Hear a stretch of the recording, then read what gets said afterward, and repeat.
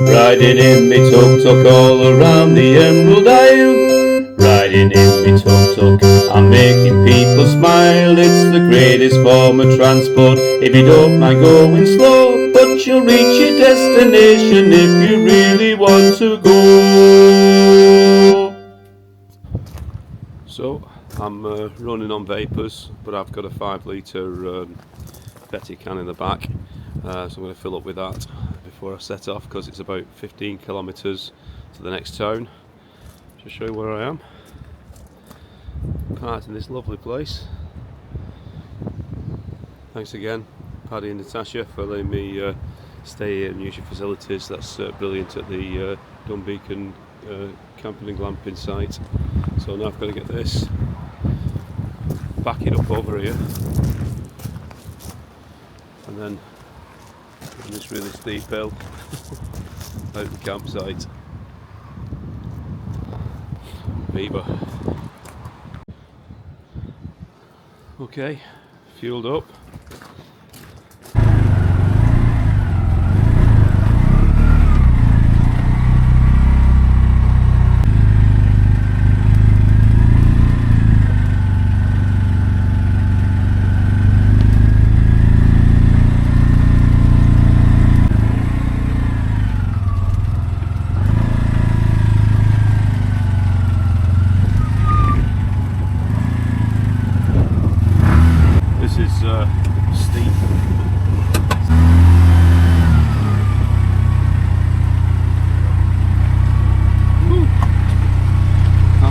Turn that, very tight turn.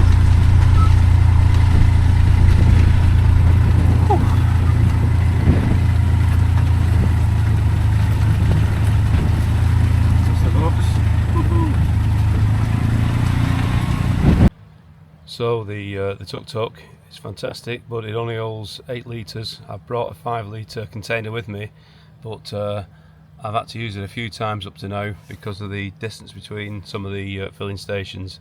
I asked at the last filling station if I could have a 5 litre container, and they said, oh, they're selling out everywhere, we've not got any.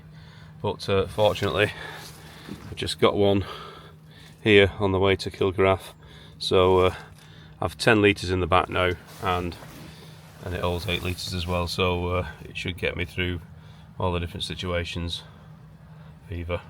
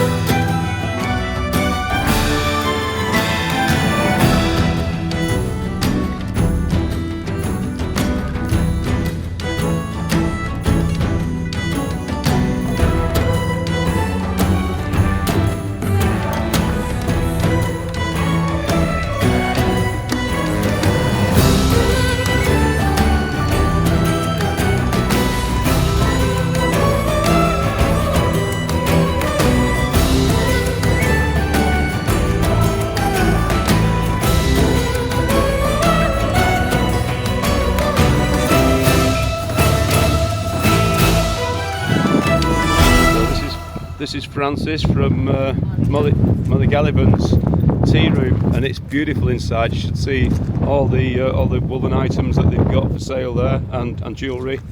Well worth a visit. If you're, what's the town called? Banon. Banon. Yeah, Banon, Kinmare. You have to say Banon. Banon, Kilmare. Kinmare. It's on the N71 to it's on the main. Yeah. Fantastic. Great, but check it out. I'll put the video of inside of it on there now. And this is Francis's vehicle. Cheers, Francis. So I keep having to stop and look at things. It's just coming across some awesome things all the time. So look at this.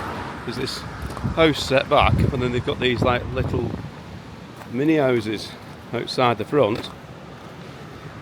You've got the Tuk Tuk over there, but look at this over the road. How beautiful and stunning is that?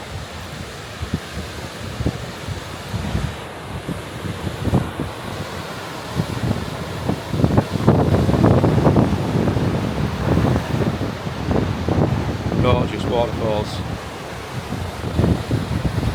Beaver, absolutely loving it. Gotta come. Visit Ireland. And it's all the little things as well. If you look at the cat's eyes, even the cat's eyes are in the colours of Ireland. So I only stopped here because of the road sign. It's just a fantastic name, this place. It's called Let Her Finish. Go on, let her finish. Stop. Loving it. Even this way, that's bloody steep. That's ridiculous. Yeah. This is basically now just a single track lane coming down the side between these mountains. Whoa. Whereas normally you can ride on one side or the other. It's difficult in the tuk-tuk because you've got a wheel in the middle as well.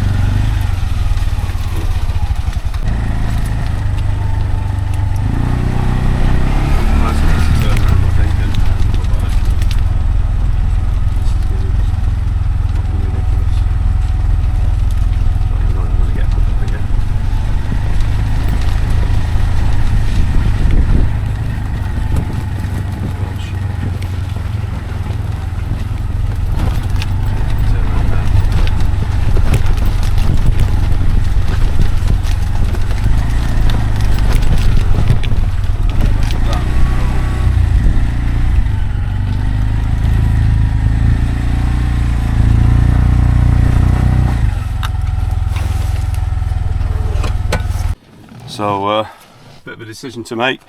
Guys just told me that I'll not get through to Castletown Bear by going down this road, and he said it's really gnarly and it's in really bad condition on some of the bends and corners, so I'm gonna have to go back and join the N71, but there's a massive hill in front of me now which I'm gonna have to get up and hope that nobody's coming the other way. So let's give it a go. If it'll get up this, it'll get up anything. So this is Seaside Shenanigans.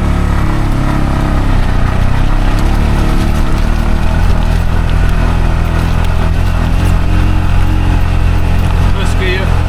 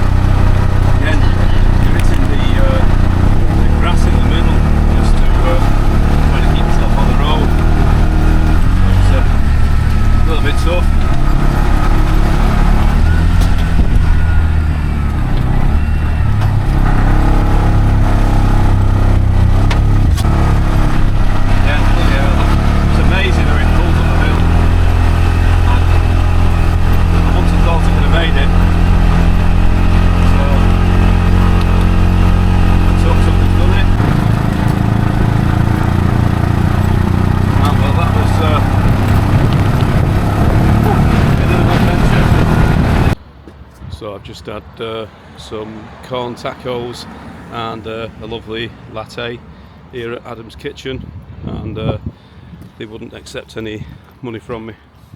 So thanks very much guys, really appreciate it.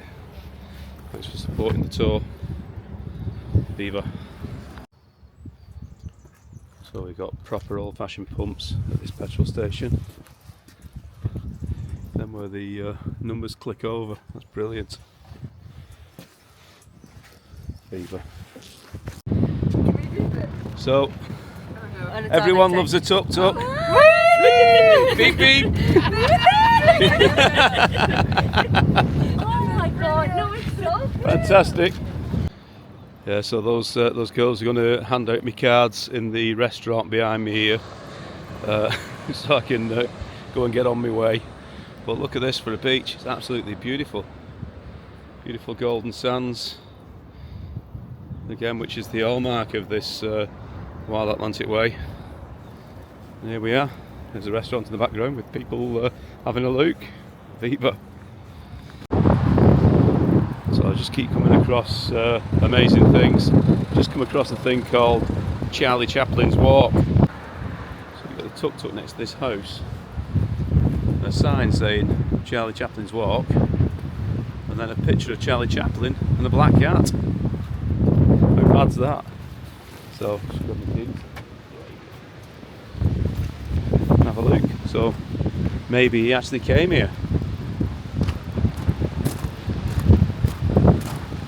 But whoa, what a place.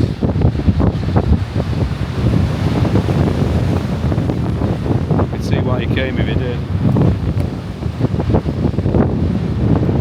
Beautiful. And look, around the back of this pub, or back of this building, there's just loads of images of Charlie Chaplin.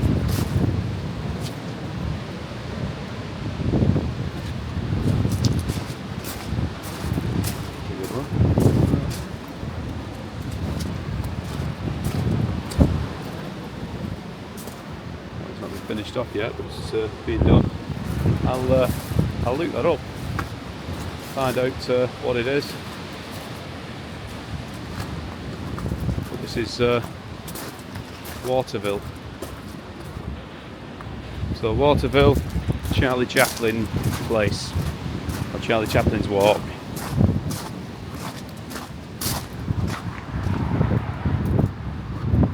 Excellent. Woohoo! Valentia Island. On the way to Valentia Island Escapes. Meeting Rob, MR10 from Refueling, met him out from work.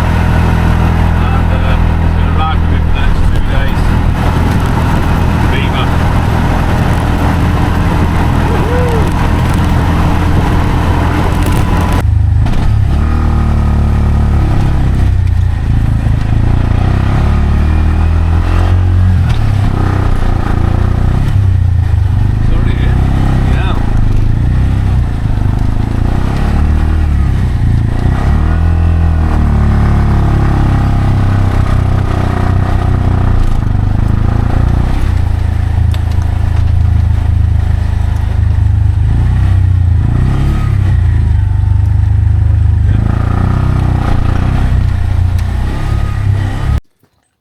Howdy folks, so on day 7 of the Tuk Tuk tour around Ireland, day 6 in Ireland, this is where I'm staying tonight.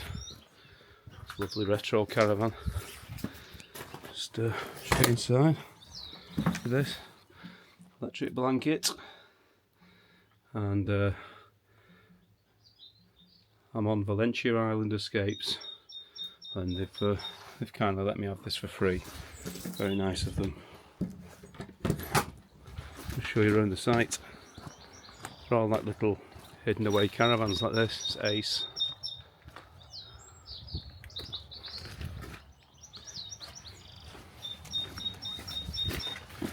All secluded. They've even got some stranger things in here.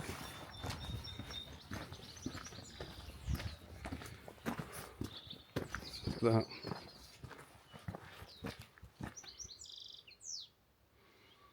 It's a bus.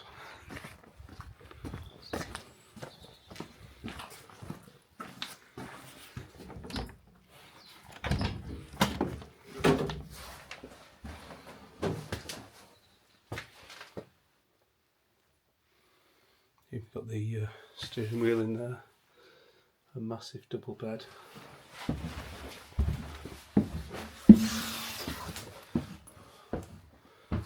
Top floor there, look at that. The kitchen, another bedroom. Amazing.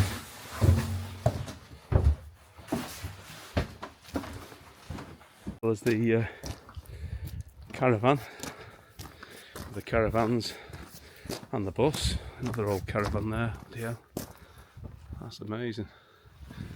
You've got something else that's a bit unusual. You've got a boat, literally a boathouse. Front end's a boat, back end's a house. That's amazing. They've really used that space well as well. I'm not going to go in that one.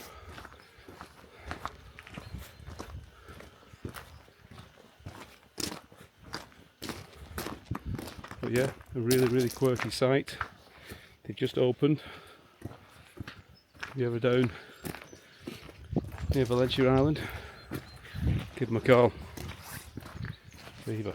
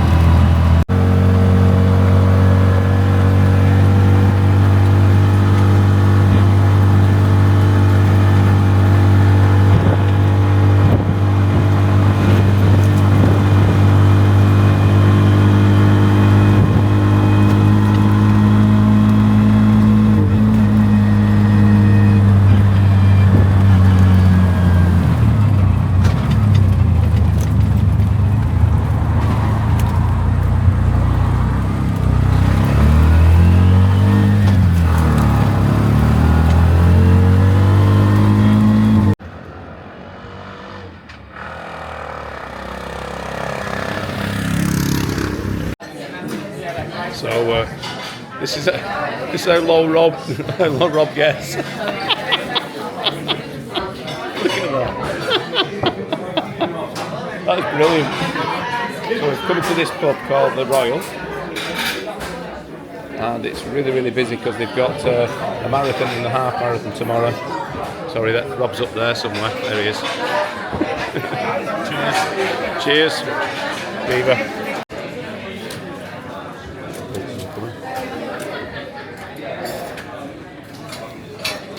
You got a gluten-free?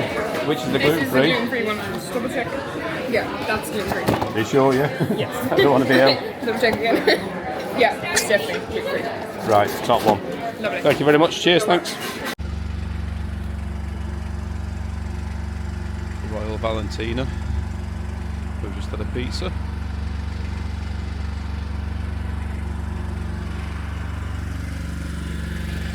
Tuk Tuk at night.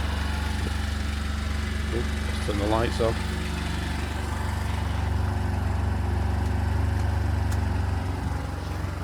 Try again. Tuk Tuk at night. So, camp for tonight. Valentia Island escape. Pizza before. From the Royal Valentia.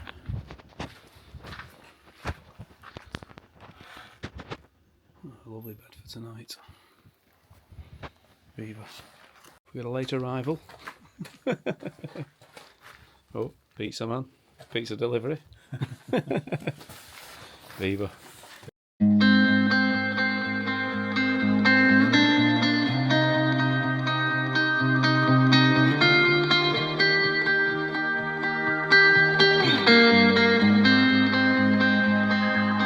Nothing is untrue, nothing don't matter. It's all notions of our emotions, of everything we are and what we belong to, how we reach our destination.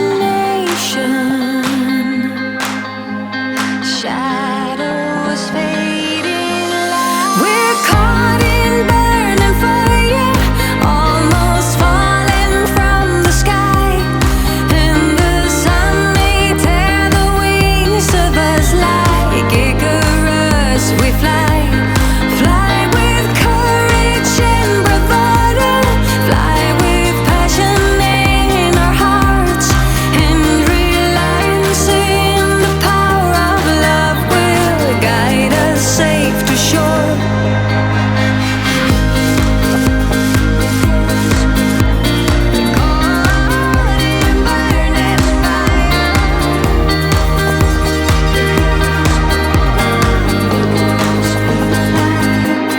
Calling you a friend, a lover, a fighter.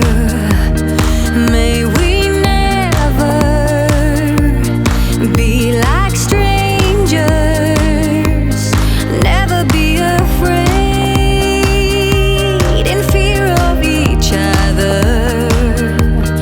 May we keep all we uncover. We're caught in burning fire, almost falling from the sky, and the sun may tear the wings of us like Icarus. We fly, fly with courage and bravado, fly with passion in our hearts, and realizing the power of love will guide us safe to shore. Caught in burning fire, and the sun may tear the wings of us like Icarus. We fly, caught in a burning fire, and the sun may tear the wings of us like Icarus. We fly, caught in burning fire,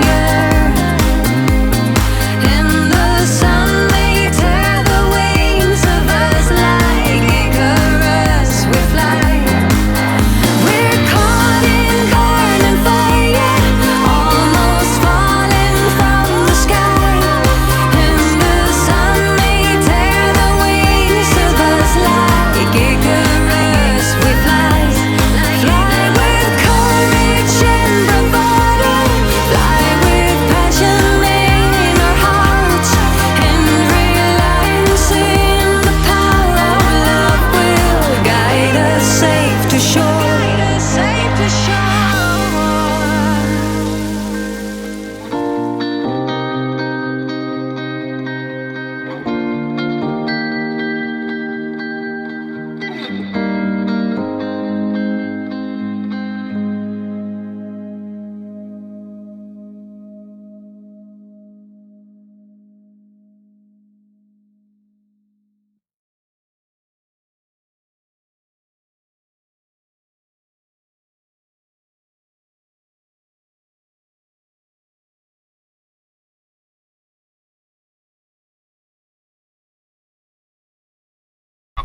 The entire coast of Ireland in a bold and unconventional way as part of the Tuk Tuk Odyssey to raise funds for a cancer charity. The journey, which spans around 2,000 miles, is a deeply personal one for Dean, and he'll be arriving in Clare this coming weekend. And I'm delighted to say that Dean Lambert joins us now. Good morning, Dean. Good morning. Hi, Alan. Thanks very much for being with us. This is certainly not your average road trip. Why are you speaking to me from a pink tuk-tuk? How has this all come about? Oh God, I don't know. So I started a thing called the Seaside Shenanigans Tour, which over about 10 series I want to do the entire European coastline. I want to do it for a breast charity as well, so it's Boot Out Breast Cancer. So in September I went round the entire UK on a little 125 motorbike, 4,197 miles. It took 27 days, and sleeping in people's gardens for that one, so that was quite obscure. But then I was offered a tuk-tuk for the trip around Ireland, because I want to do the UK, then the coast of Ireland, and then drop down into mainland Europe and do the entire European coastline, over about these 10 trips. Yeah, so that's how I've ended up in a tuk-tuk, but I only found out 2 days before I got it that it was going to be pink, but it does really suit the charity, so yeah, I don't mind looking a bit mad. Yeah, the colour definitely suits charity, and as you say, it's for Boot Out Breast Cancer. I'm sure you were aware of what tuk-tuks were, but Dean, had you ever tried to operate one before, and how have you found it so far? Has it been easy? Has it presented any challenges? A few. So I first saw one at the Dragon Rally in Wales last year. Well, there was 2 of them there. So when I got home, I looked up who was bringing them into the country, and it's a company called Tuk Tuk UK. And when I looked at where they were basically 8 miles from where I live, so probably about 12 kilometres. So I got in touch with the guy, Rob Leggett, and asked if I could interview him for my YouTube channel, Monkey Dick's Adventures. That's DIX, Monkey Dick's Adventures. And so I interviewed him for that, and he let me have a quick try in one. And then he was watching me do the trip around the UK last September, and he offered to lend me one. He said, just insure it, and you can take one for a month. So it just meant that I'd keep drier, because I'm not out in the elements as much. So yeah, slightly wider turning circle than me motorbikes, and really catches the wind from time to time. So and it's strange because you change gear on the like an old Vespa. So basically you pull your clutch in and then twist your wrist to change from like first through to fourth. But and it's got a reverse gear as well. Yeah, so it's been strange to get used to, but I'm 7 days into the 19-day trip now at Glen Garriff, and yeah, I'm getting more used to it. I think I'll buy it when I get home. I'd imagine it has its pros and its cons when you're taking a trip like this, Dean. If you're heading along the coast of Ireland, and obviously biased, but a beautiful coastline. Oh, yeah. So I'm sure the slightly slower speed of a tuk-tuk, compared to a conventional vehicle, allows you to take all of that in a bit more.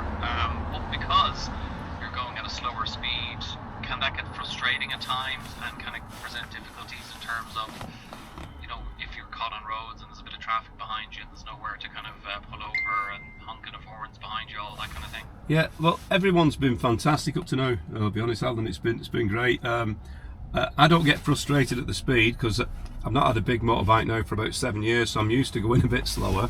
But this is on another level. What I have found though is every time I'm on a road, I'm constantly looking at my rear view mirrors, and every time I see a car, I'll be looking for the next passing place or somewhere I can just pull right over, and I just indicate to the left and let them come flying past, and normally they're waving and and really happy to see the pink and white Tuk Tuk. And in terms of speed, I mean, what is the top speed that a Tuk Tuk can reach? Well, this one, 66 kilometres, and it's kind of like regulated, so when you get to 66 kilometres an hour, even if you're going downhill, it starts pushing back, it won't let you go any faster than that.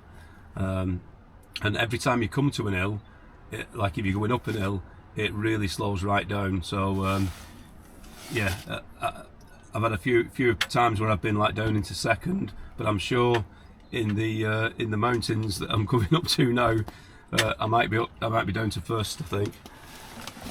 Yeah, I think there's no doubt about that. I did mention what sparked all of this off, not just the trip around Ireland, but Yeah. the UK and obviously the impending one around continental Europe was, you know, a personal story involving your own wife. Now, would you mind telling us, Dean? Obviously, thankfully it didn't turn out to be as bad as maybe both of you had initially feared, but still, I can imagine until you did find out that it wasn't what you feared, there must have been a lot of worry, concern. Yeah, so she had a lump in a bladder, and they were saying basically it's looking very suspicious. It's looking like it is cancerous, but it didn't look too deep rooted. So for a couple of months, you know, we went through the ringer a bit, you know, because we didn't know what we was dealing with, and fortunately, it must have been about a month after they'd taken it out. She'd got the letter, and it had said low malignancy, which we just believed to mean that it was like cancerous, but only very like low. And the specialist rang her up, and he said, "Oh no," he said, "well, at least you didn't have cancer." And you know, we couldn't believe it. We couldn't believe that she'd not had it. But yeah, but other relatives, which I'll not go into, have had breast cancer as well.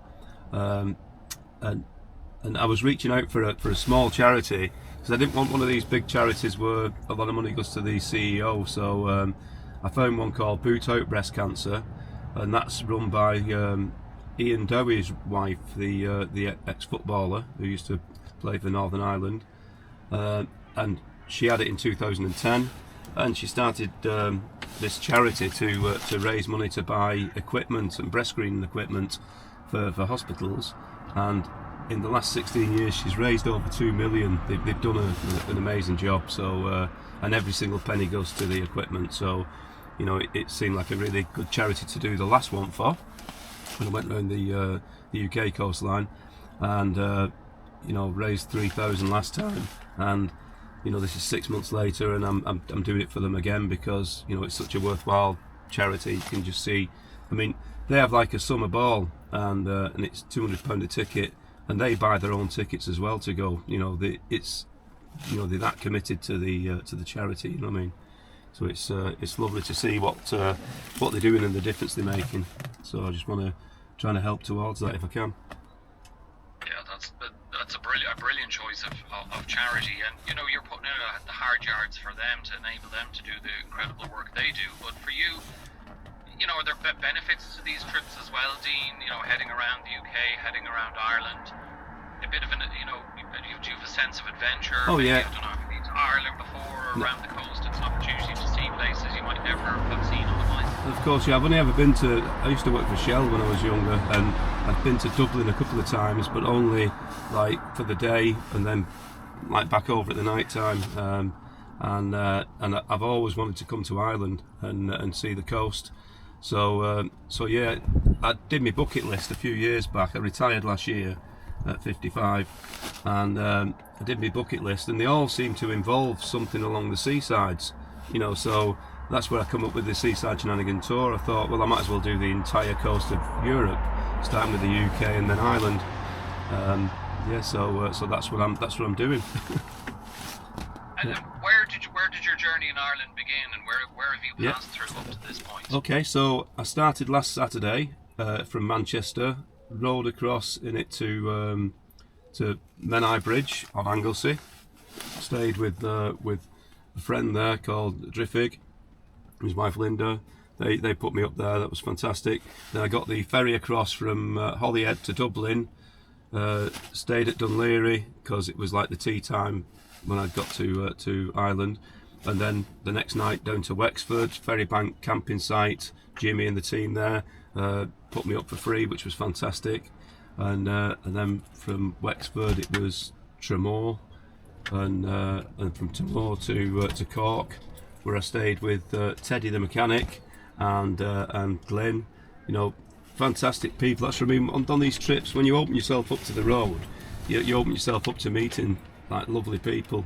It was the same around the UK as well. That, you know, people just do so many things for you as you're travelling around. It's heartwarming to see that this kind of thing can still happen.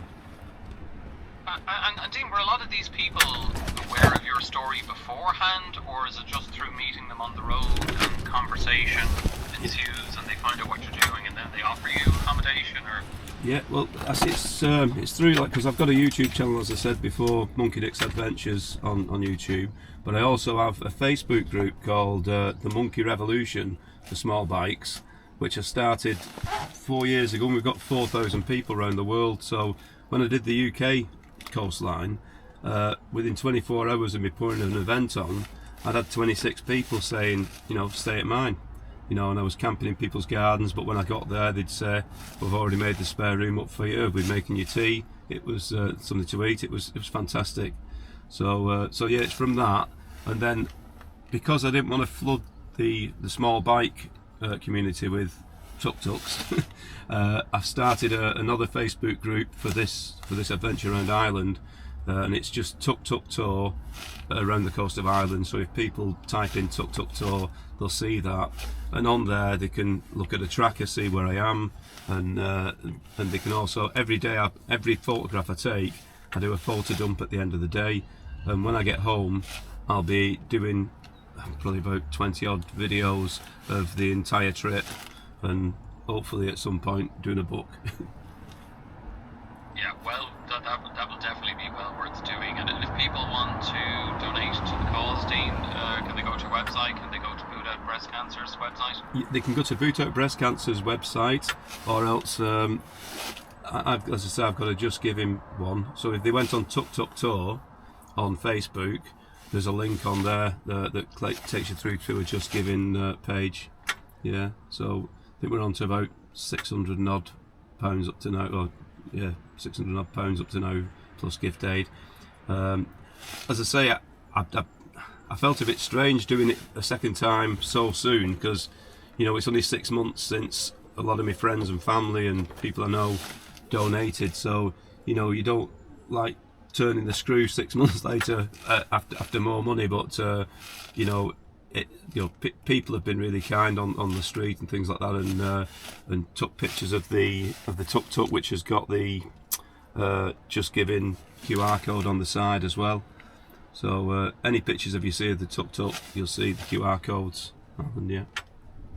Okay, well look, hopefully people will help out, and you're going to be hitting Clare on Sunday through to Monday, presumably passing along the coastline, so Kilkee, Lahinch, all those kind of places. Yeah, I'm trying to keep as close to the coast as I can. There's a couple of places that people said to me, don't go down that road because it's just a farm track. But I mean, I'm going to try to do as much as I can. Got to try to make sure that I'm back round in Dublin for the 15th of April. I keep thinking May, but my wife will go mad if I'm another month. but yeah, just keep on going and meeting people. But the problem is, Alan, you've got so many beautiful places over here. I keep stopping all the time and taking pictures and looking around and chatting with people. So yeah, lots of stories up to now. Yeah, you have to keep doing that just for yourself and for the stories as well, and that will add to the book that you do.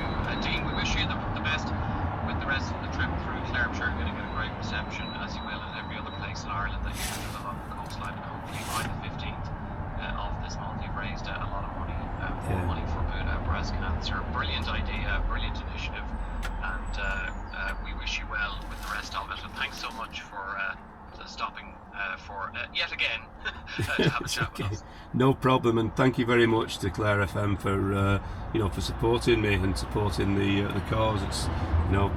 It's really good to see so many people helping Bhutan breast cancer. So thanks very much.